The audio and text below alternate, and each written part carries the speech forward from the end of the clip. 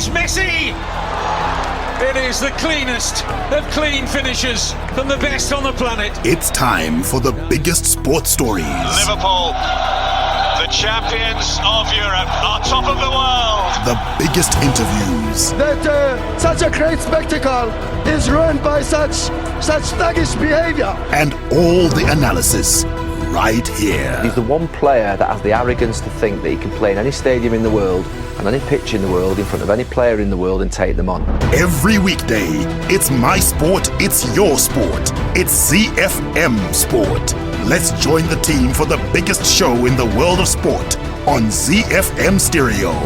My station, your station.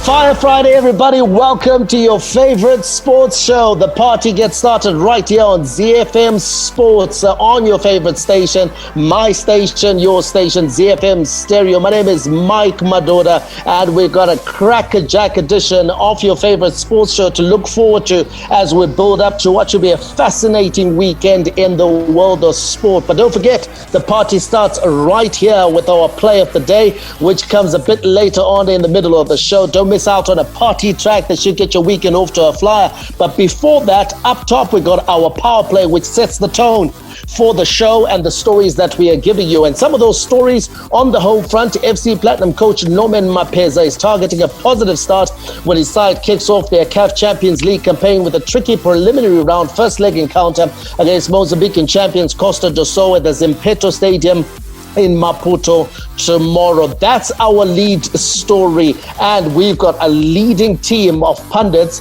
that will pick it apart and of course give you the preview to FC Platinum's first match on the continent in this edition of the CAF Champions League. That team is Alois Munjira, the former Caps United, Mamelodi Sundowns and Warriors striker Barry Manandi, Christine Midzi. I am Mike Madoda, and our producer is Sean Tafrinyika. We'll also give you some international sports news. Rugby, All Black skipper Sam Cane says his team has an extra edge about them heading into their crunch clash with Argentina, driven by the horrible feeling of 2 straight defeats.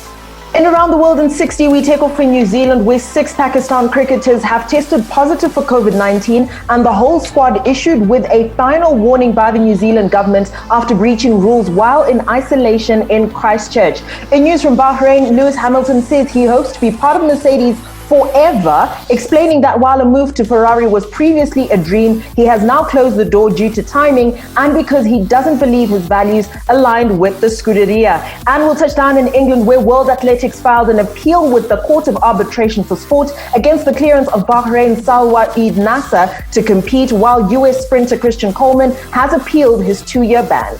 We'll take our play of the day, Fire Friday, then it's into the beautiful game where kickoff is on the continent, where, having looked at one stage like it might be cancelled because of the coronavirus pandemic, the 2020 CAF Champions League will finally reach a conclusion tonight when Al Ahly and Zamalek battle it out in Cairo. In the Premier League, Chelsea face Tottenham Hotspur on Sunday afternoon, knowing that victory will move them into the top 2 of the Premier League standings. In La Liga, Atletico Madrid will be aiming to record their 6th league victory in a row when they travel to the Mestalla tomorrow afternoon to face Valencia. And there's also plenty of action in Serie A, the Bundesliga, Liga 1 and the DStv Premiership. Lots to look forward to, but first, our power play, Fire Friday. This is The Business. It's by Tiesto. The Warriors, the Chevrons, the Cheetahs, the Mighty Warriors, and the Sables. From the pool to the track to the field, we are Team Zimbabwe. The Home Front. Local sports news and analysis. Let's keep it interactive until the top of the hour. Follow and interact with @ZiFM Sport, or simply search for us by name. We are there on Twitter, and we'll be only too eager to engage with you on all matters sport. Now, the big game from a local perspective is not actually being played in Zimbabwe. It's being played across the border in Mozambique. FC Platinum begin their journey in the 2020-2021 edition of the CAF Champions League on the same weekend that the previous edition actually comes to an end. And Norman Mapeza's men will be taking on Mozambique champions Costa Do Sol at the Zimpeto Stadium in Maputo tomorrow. Remember, Norman Mapeza just 1 week ago confirmed as being back at FC Platinum, the team that he led to 2 league titles before he went for, some would say, a misadventure in the ABSA Premiership, now known as the DStv Premiership in South Africa. But Mapeza is back at FC Platinum. He hasn't had a lot of time to work with the team, but he's hopeful of getting a positive result. Let's hear his pre-match thoughts. Since Monday, it was Monday, Tuesday and Wednesday, the response was fantastic. Everybody's aware that there was no football in the country, I think, for the past 7-8 months. So as a club, as FC Platinum, we know the challenges we're going to face when we go to Mozambique. I just have to continue where the other coaches left. It's not going to be easy because I've been with the team for the past 3 days. And my wish or my hope is for the boys can go out there and just implement what we have done in the past three days. I'll be happy. As coaches, we define the way we want football to be played. Yeah, so I don't want to say these new guys or these old guys, there is a difference. No, I have to be very honest with you. Those guys who have been here for those past 5 years I've been here, of course they know me, they know how I do training, things like that. And with those new faces as well, I'm sure they will be talking to these guys who have been here before, but I haven't had enough time. Barry, it's something of a tricky start, isn't it, for FC Platinum, the Mozambican champions, Costa Do Sol. We would have preferred, and I say we, because I'm almost sounding patriotic, isn't it, viewing FC Platinum as if they are flying the flag for Zimbabwe. But let me rephrase that and say that FC Platinum fans would have been hoping for a softer landing, as it were, versus a team maybe from Mauritius, a team from Madagascar, as they have done in previous rounds. The Mozambican champions will be something of a test for FC Platinum. It won't be easy.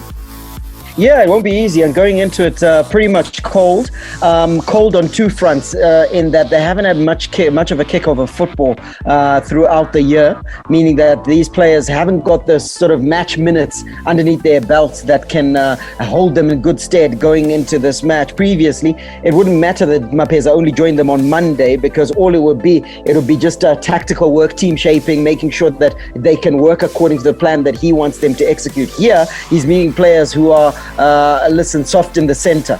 So that's the first challenge. The second challenge is obviously with Mapeza himself, whereby he hasn't had time with the team. So it's a monumental task facing a formidable opponent. So they need to get the best result that they can, which Mapeza, of course, a positive result, but things are not looking good.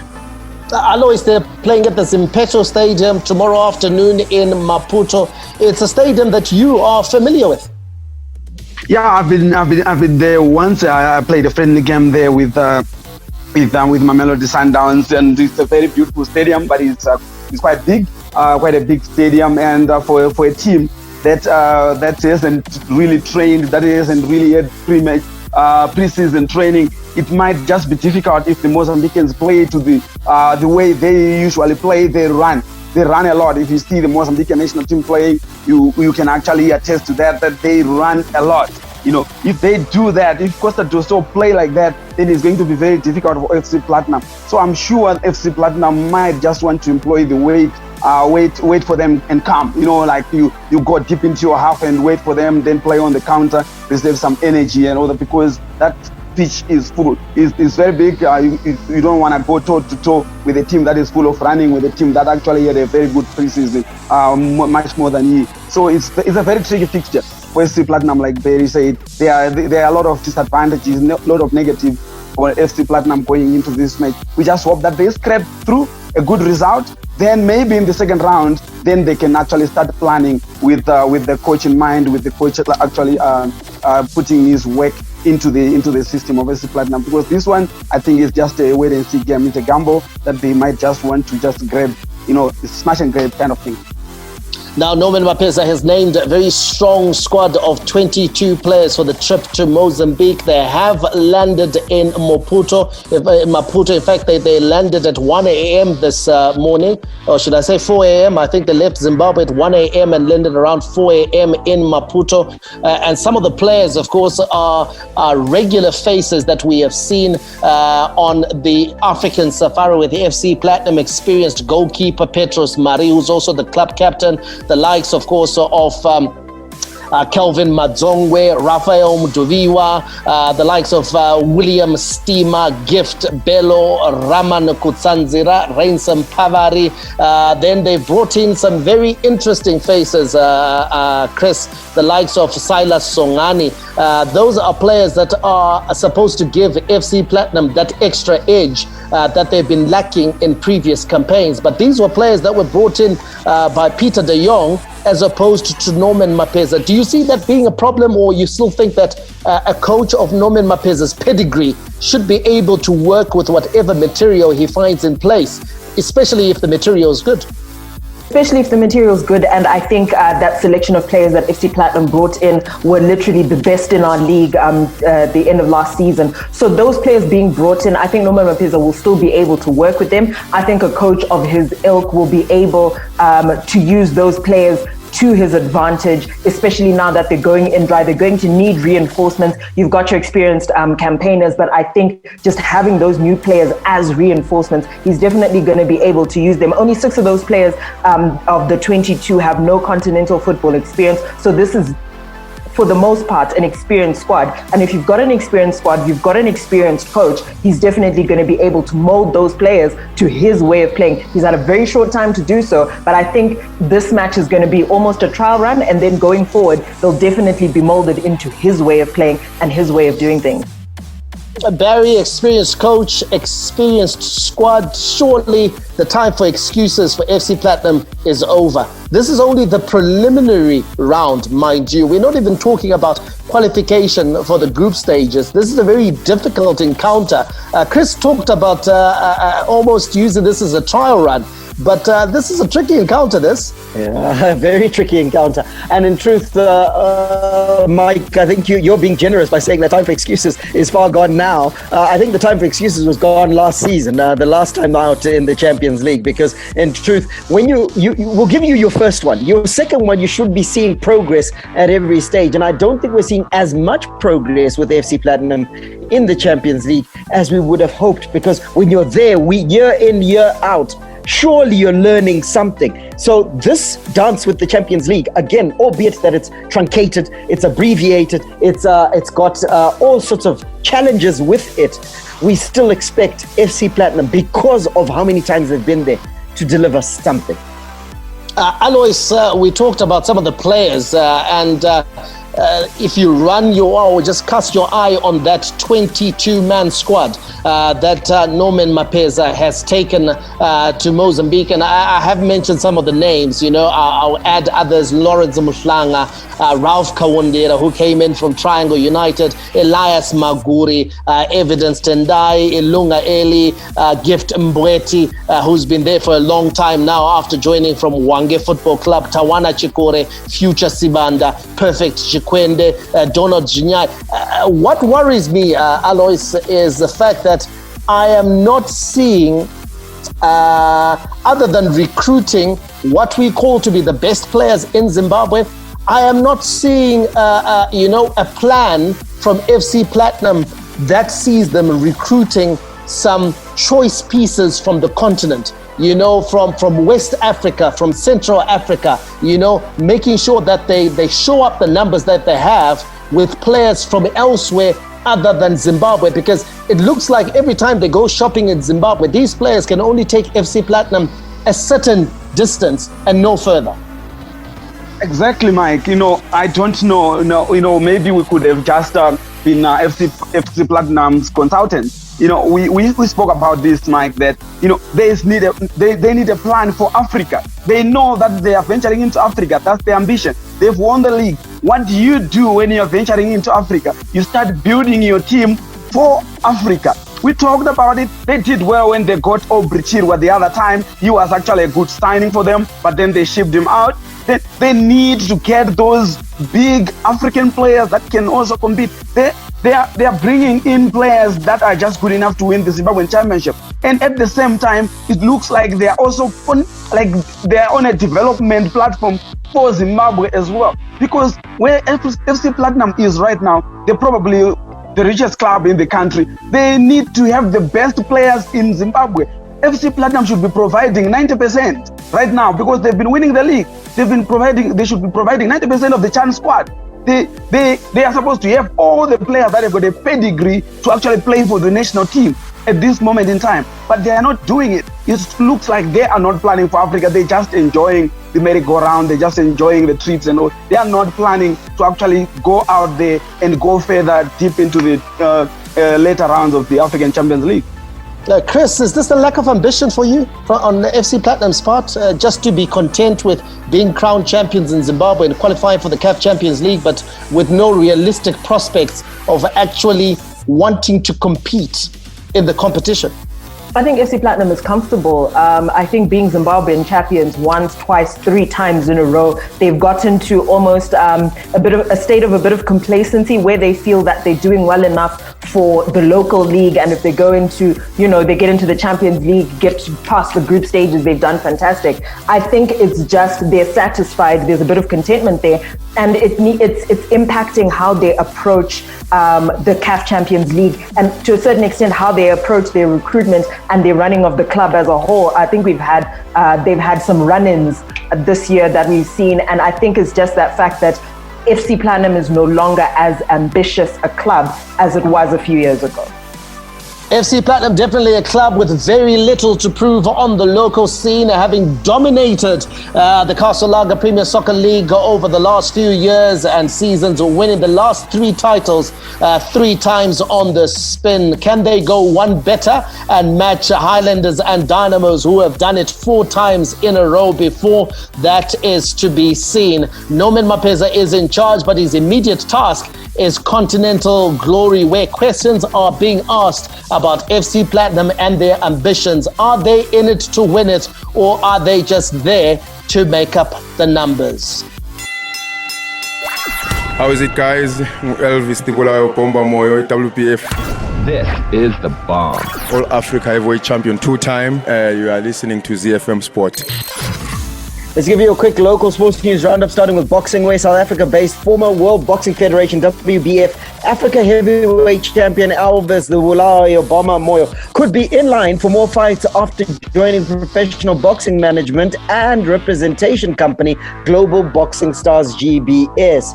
The Bulawayo Bomber joins the management company owned by American promoter Sean Gibbons and Britain's Scott Farrell, former chief executive officer and founder of Ringstar Management. On to cricket news, where action in the 4-team Bulawayo Metropolitan Cricket Association BMCA League is expected to resume in the first week of December. The league kicked off last month but was halted by a rise in COVID-19 cases in Bulawayo. In the first round of the fixtures before a halt in action, BAC had beat Bulawayo Poly by 9 wickets, with Amakosi recording a 7-run victory over Queen's Sports Club. Let's wrap it up with some horse racing news. Borrowdale Park will come alive tomorrow when it hosts the Phillies Champion Stakes over 1,600 meters, with 7 runners taking to the starting stalls. From the race card, Gokhan Terzi Yard has the strongest hand, with recent winner over the distance Milford Sound and Moxie. Milford Sound by Flower Alley, who's out of the United States, out of a Fort Wood mare, carries top weight and will have Nikki Sibanda on the irons. Hi, this is Mike Madoda, and you can catch me and the team for all the latest breaking news out of the world of sport, local as well as international, on your favorite station, my station, your station, ZiFM. We are Z-Team on ZiFM Sport. Z. From the front of the grid to the back of the net, it's ZiFM Sport. International Sports News Roundup, where the world comes out to play. Rugby news, All Black skipper Sam Cane says his team has an extra edge about them heading into their crunch clash with Argentina, driven by the, quote, horrible feeling of 2 straight defeats. New Zealand are in the rare situation of trying to avoid 3 losses in a row, a fate they have not suffered since 1998. Standing in their way at Newcastle, north of Sydney, on Saturday is an Argentine side that not only beat them 25-15 in the Tri Nations this month, but followed it up with a battling draw against Australia. Let's hear from All Black skipper Sam Cane. Yeah, it's certainly been reasonably challenging. I suppose what it's taught me is to focus on the stuff that we can control here in our environment. We've had a pretty clear focus of what we can do at training, and it's pretty much just been about sort of waking up each day and trying to do the best we can that day. But really excited now. You know, once we hit Monday this week, we changed hotels on Sunday. There's a bit of excitement about the week and a bit of an edge leading up to this one.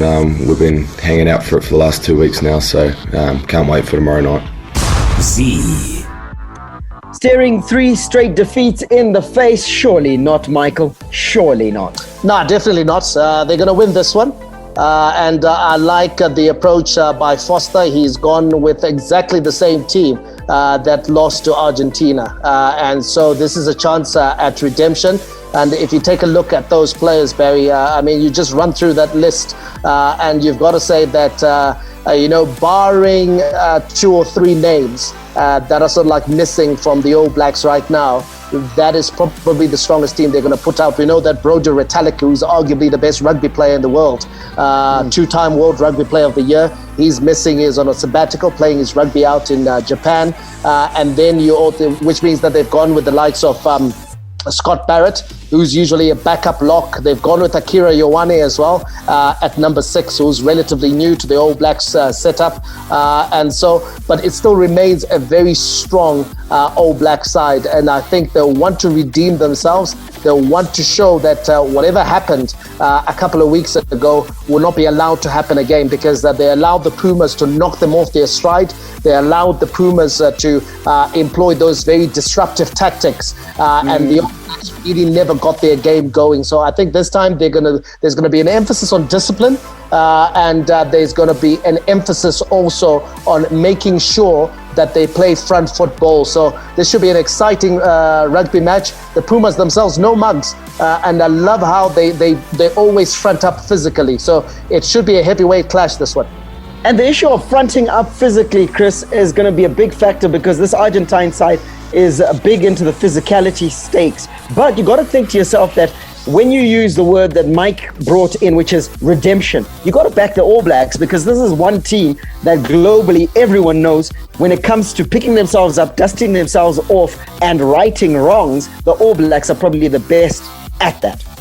They definitely are the best at that. I think that's why for a very long time they hadn't lost 2 matches in a row. It's because of the fact that they know how to bounce back. That bounce back ability, if that's a word, they have a lot of that, and they'll be able to bring this into the match. In terms of comparing them to the Pumas, in terms of the physical stakes, they can go head to head with them, probably dominate the match from those stakes. So if you take a look at this entire situation, you've got an angry All Blacks going against an Argentina that's has been changed a little bit going into this test. Then you got to think to yourself that they're going to be able to get into this strong and come out winners. Mike, I think you actually said it on air that you're not impressed with the tactics of this Puma side. It's effective for now, but it has an air of short-termism. Yeah, because I believe that whatever happens, Barry, between World Cups is really supposed to build up to the World Cup. Teams like the All Blacks, the reason why they are successful is that they plan. And their planning is around performing and peaking at the right time, and also putting in place effective tactics and methods that will see them achieve success at the global showpiece. When I take a look at Argentina, they don't seem to have that in place. You could tell that, listen, this was really about just getting under the skin of the All Blacks and under the skin of the Wallabies. Now, the problem with that it comes down to the center referee. If the referee will indulge you, then yes. But if you meet a referee with a different style, a referee that will not allow that, a referee that sees it different and calls it different, then all of a sudden, what is a talking to can become a yellow card. And what is a yellow card can turn into a red card, because it comes down to interpretation. So that is where I have a problem with a strategy that does not center on your ability to outperform the opposition. And so I think they've got to balance it, Barry. They've got to mix it up and say, okay, we want to show that we can front up physically. We will not be bullied, okay? We can go hell for leather with the best in the world.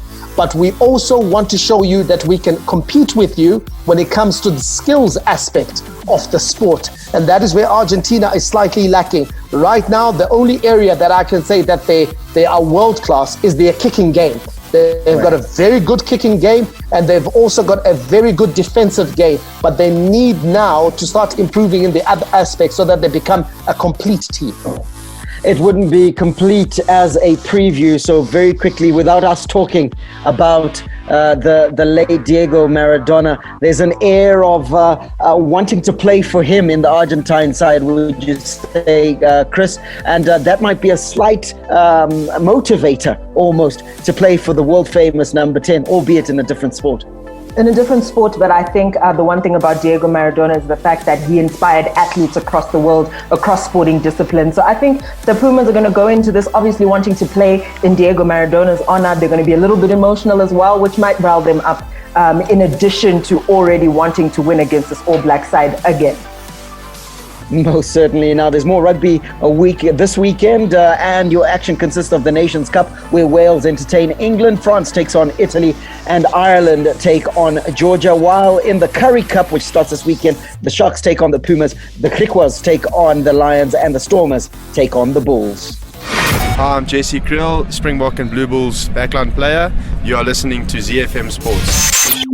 Around the world in 60 seconds. International sports news. We take off in New Zealand, where 6 Pakistan cricketers have tested positive for COVID-19, and the whole squad issued with a final warning by the New Zealand government after breaching rules while in isolation in Christchurch. Plans for Pakistan's upcoming T20 and Test series against New Zealand have been thrown into chaos, with 6 team members moved into quarantine and the team's exemption to train while in isolation temporarily revoked.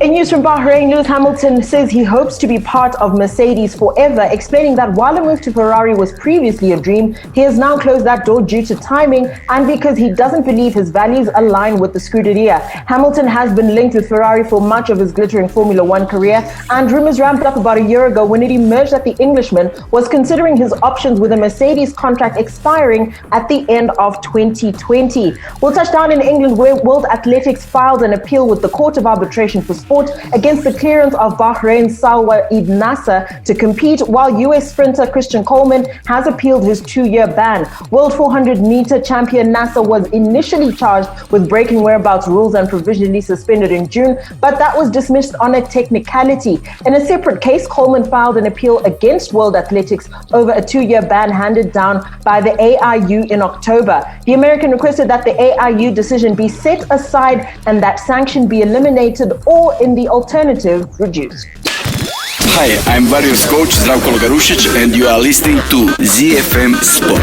Sports with a difference. Z. The big leagues, the big teams, the big players. The beautiful game on ZiFM Sport. The beating drum. The roaring fans. Take a ride on the wild side with the Africa Report on ZiFM Sport.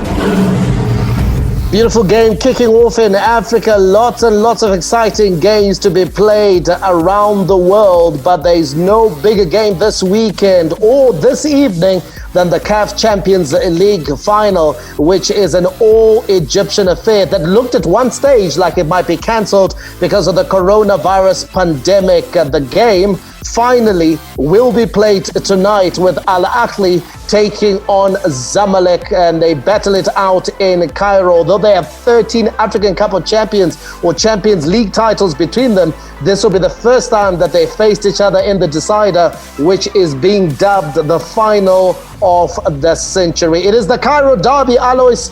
What a big game, and fitting that is the CAF Champions League final. Yes, Mike, this is one of the best games that you would ever want to watch if you are a football fan, wherever you are in the world, because this is like they say, the biggest derby in African football. You know, even if it was the league game in Egypt, it was a big game, but now it's actually on the African front, African continent, African Champions League, and everybody want to watch this match, and I would give anything to actually watch this game. We're looking at Pitso Mosimane, you know, from this side of Africa. We're supporting Pitso Mosimane. He is actually standing in the on the way to making history as well. I think becoming the third coach in the history of the Champions League to actually win the African Champions League twice with different teams. And for Pitso, from coming to South Africa to go to Egypt, you know, and that's a road that has never been traveled by anybody, any coach from Southern Africa. To go to the Arab nation, to actually go and win a trophy, I think is something phenomenal for us down here in Southern Africa, and for some of us who have been to South Africa as well. We are behind him, but more so the big match against Zamalek. This is going to be one of the greatest games that we could ever watch. I hope that it lives up to its billing. That is going to be the best game in Africa ever. Well, both teams are known for their attacking prowess, Barry.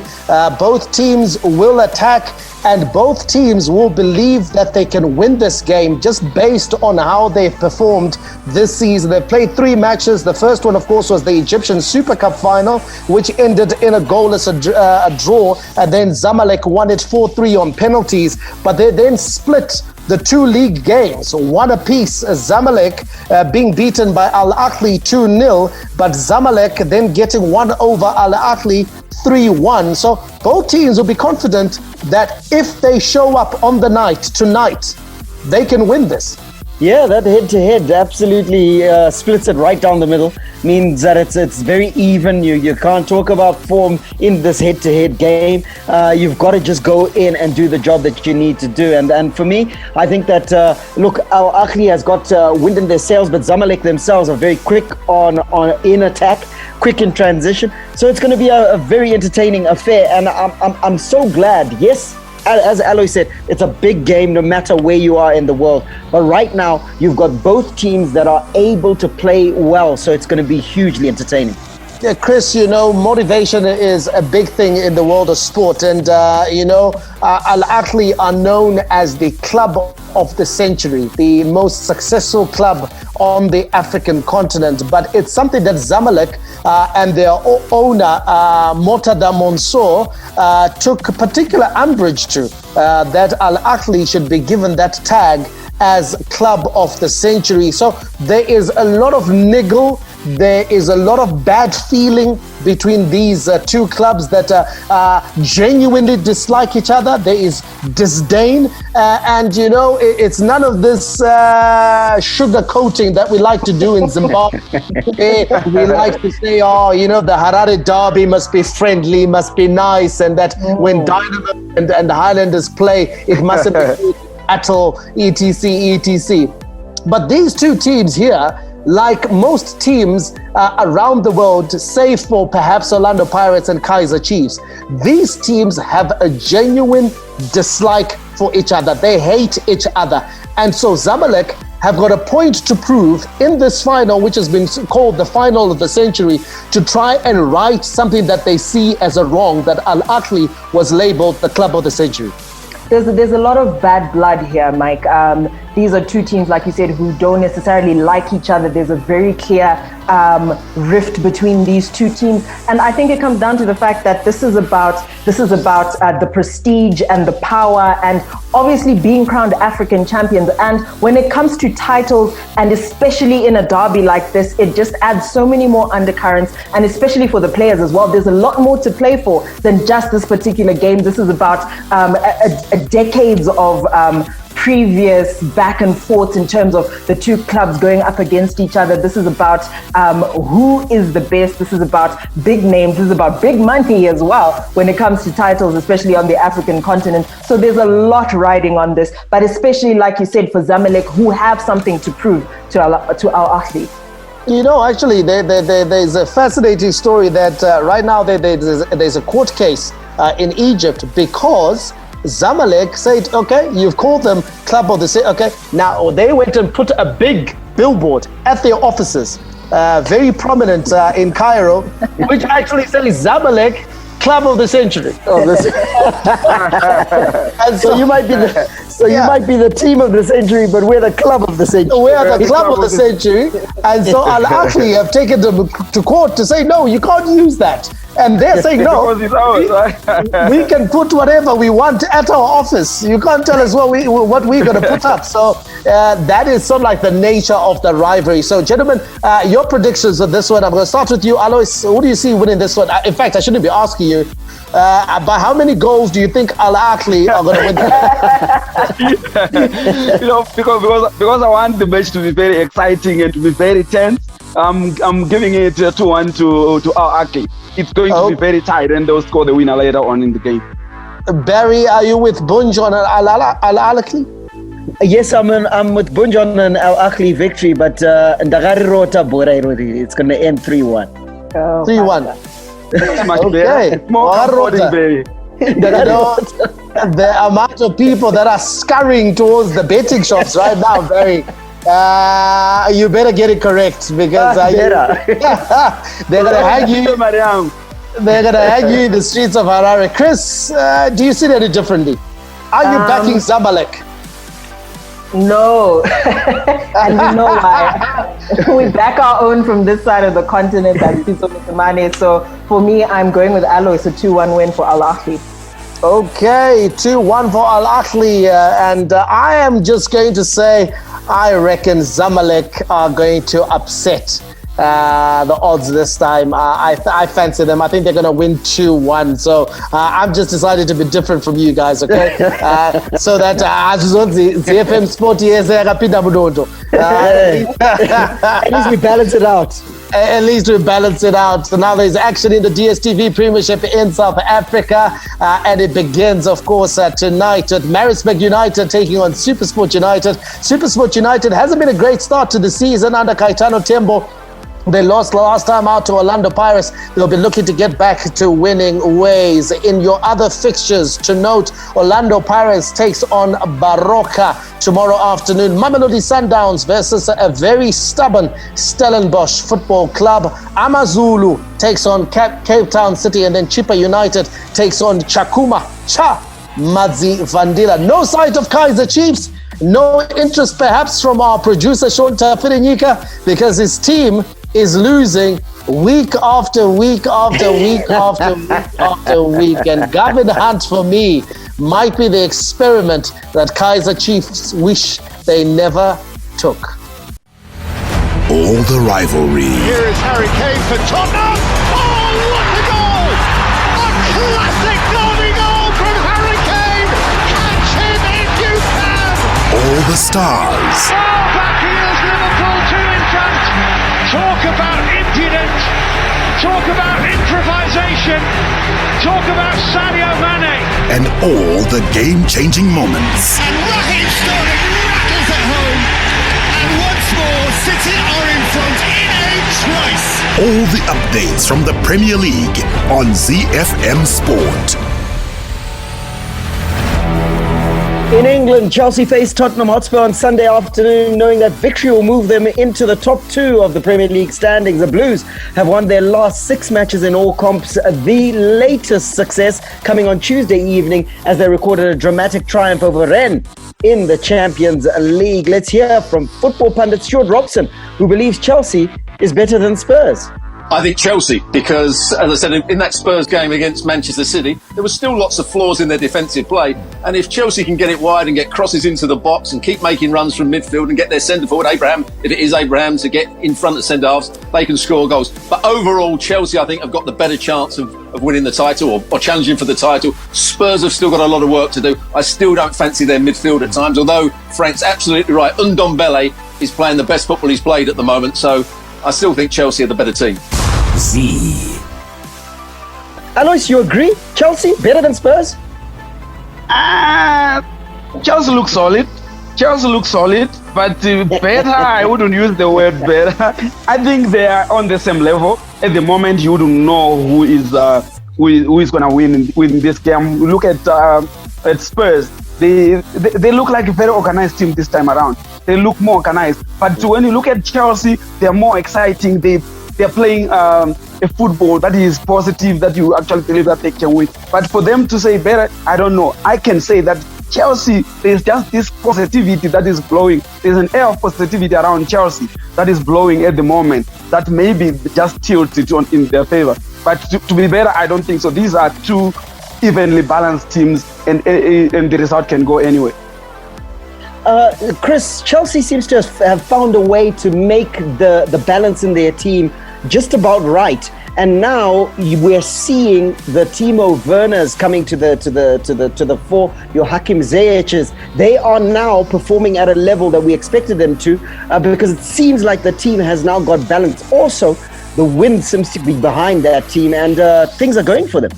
Things are going for Chelsea. I don't know if it's luck. I don't know if it's everything clicking into gear in terms of this is the team that they had formed, and we had expected that, you know what, they're bringing in a lot of players. It might take some time for these players to really gel, but we're seeing, I think, every match day Chelsea almost coming together, getting better, getting more and more coordinated, these players knowing each other better. So there's something in the air of positivity when it comes to Chelsea, but whether that's going to be enough coming up against a Tottenham side that, like Alois said, they're well organized, they have been coming through and surprising us, I'm not necessarily sure that this is going to be an easy encounter for them. Well, we premised this, Mike, on the fact that a win for Chelsea will put them into the top two of the Premier League. At the top of the standings, Tottenham is already there. So the king of the match plan, Jose Mourinho, seems to have found a way with Tottenham. Yeah, he seems to have, and this is a very important game for Tottenham Hotspur, for their psyche and for their belief.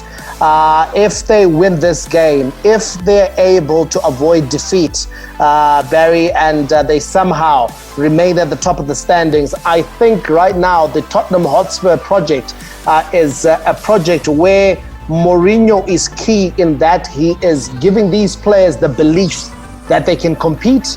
More than just compete, I think he's beginning now to whisper in their ear that you can actually challenge for the title this season. And it's matches like this and positive results in games like this that will have the likes of Son, the likes of Harry Kane, the likes of Ndombele, the likes of Hugo Lloris, Toby Alderweireld, believing that they can do it because we've got Mourinho in the dugout and the results are going their way. So I have a feeling that Mourinho will employ exactly the same tactics that we saw him employ versus Man City. Why I say that is because when you earlier talked about Stuart Robson, and we heard from him talk about Chelsea having a better squad, or being a better team, I think it's because Chelsea has a better squad. If you run through Chelsea's squad and Chelsea's options, they're more than Tottenham Hotspur because they have got alternatives. If things don't go their way, they've got quality off the bench. A guy like Kai Havertz right now can't even get a run out for Chelsea. That is a measure of the squad depth that they have at Chelsea. Now, what happens at Spurs, not just for this game, but over the course of the season, if Harry Kane is suspended, Harry Kane is injured. All of a sudden, Spurs doesn't look like they're the same side. What happens when Son is injured? All of a sudden, the options that are coming off the bench don't have the same quality as those in the starting 11. I think that's what Stuart Robson means when he says that Chelsea is a better team. But as long as Mourinho can keep his players fit and he can keep them on the field of play, he'll fancy himself because he's developed a method and a way of playing matches, especially the big games, that gives him a result. Certainly, and we've seen marginal improvement by many of the players in that Tottenham Hotspur lineup. You talk of Ndombele, Sissoko, Son, Kane. They're all looking a lot better under Can I just mention one player who I believe, I know people are talking about Kane and Son, but I believe Spurs' most important player this season has been Holberg. Holberg has been an absolute beast. He is the player that's keeping everything together in midfield, because Mourinho has a certain way of playing, and that way of playing is built around a very effective holding defensive midfielder. And in Holberg, he has found that. A guy who's able to protect the back four and also just contribute in terms of winning the ball and laying it off to the more creative players. He has been absolutely immense, and you can see it when he celebrates with his manager. The two have a great relationship. That match, of course, headlines this weekend's Premier League fixtures, which include Crystal Palace taking on Newcastle United. Brighton will entertain Liverpool, while Manchester City takes on Burnley. Everton versus Leeds. It's West Brom versus Sheffield United. Southampton will entertain Manchester United on the South Coast. Arsenal take on Wolves at Wolverhampton Wanderers. And then, of course, it's Chelsea versus Tottenham Hotspur on Sunday. Fantasy managers, you need to tune in and listen very carefully, because last week you got absolute gold from Mike Madoda. He told you Dominic Calvert-Lewin and Bruno Fernandes, and both players were fantastic captain's picks. Mike, the mic comes to you for a fantasy captain's pick, because you are on fire. You're giving me the responsibility. Okay. The responsibility, I think this time I'm going to go with Jota for Liverpool. Liverpool is playing Brighton at Anfield, and we've seen Liverpool of late. I think they're beginning to click offensively. They're going to go, no doubt, with their strongest team this time out as compared to what they did in the Champions League, where they chose to rest players. So I think Jota, for me, should be in and amongst the goals. So I would be picking him as my captain. And I would also stick with Calvert-Lewin as well. They're up against Leeds, and I fancy he may get a goal or two. Wow, there you go. So Diogo Jota of Liverpool, get him into your team, give him the armband, and also if you've already got Dominic Calvert-Lewin, he's a one to back. And if you're a betting man, go to the betting shop, put it on Diogo Jota to score. The league that makes football oh so beautiful, where artistry and strokes of genius are the order of any day, where the game is played with a smile and the little master creates his magic. It's Lionel Messi! All the news from the Spanish La Liga on ZiFM Sport. The goal the world wants it! Let's wrap up the action in Europe this weekend, starting off in Spain, where Atletico Madrid will be aiming to record their 6th La Liga victory in a row when they travel to Mestalla tomorrow afternoon to face Valencia. Real Madrid will be up against Alaves, Barcelona against Osasuna, Getafe taking on Athletic Club, and table toppers Real Sociedad versus Villarreal. Serie A fixtures, Sassuolo will be taking on Inter Milan, Benevento versus Juventus, Lazio against Udinese, AC Milan will be up against Fiorentina, and the big game, Napoli versus Roma. We're out of time, but there's also lots of action in the Bundesliga and Liga. In the Bundesliga, you can look forward to Borussia Dortmund, who host Cologne. RB Leipzig will take on Arminia Bielefeld. Bayer Leverkusen take on Hertha Berlin, while Bayern Munich travel to Stuttgart. Borussia Mönchengladbach will take on Schalke 04. In Liga, Lyon take on Reims. It's Marseille versus Nantes, and Paris Saint-Germain will take on Bordeaux. All makes for a great sporting weekend and a great soccer weekend. Hopefully you're going to have one. We'll be back on Monday. Don't miss the show then, 5 after 6 right here on ZiFM Stereo. For now, may God richly bless you. That's my story, and I'm sticking to it. And Andy, out. And it's Messi! It is the cleanest of clean finishes from the best on the planet. The biggest sports stories. Liverpool, the champions of Europe, on top of the world. The biggest interviews. That such a great spectacle is ruined by such thuggish behavior. And all the analysis right here. He's the one player that has the arrogance to think that he can play in any stadium in the world and any pitch in the world in front of any player in the world and take them on. Every weekday, it's my sport, it's your sport. It's ZiFM Sport on ZiFM Stereo. My station, your station.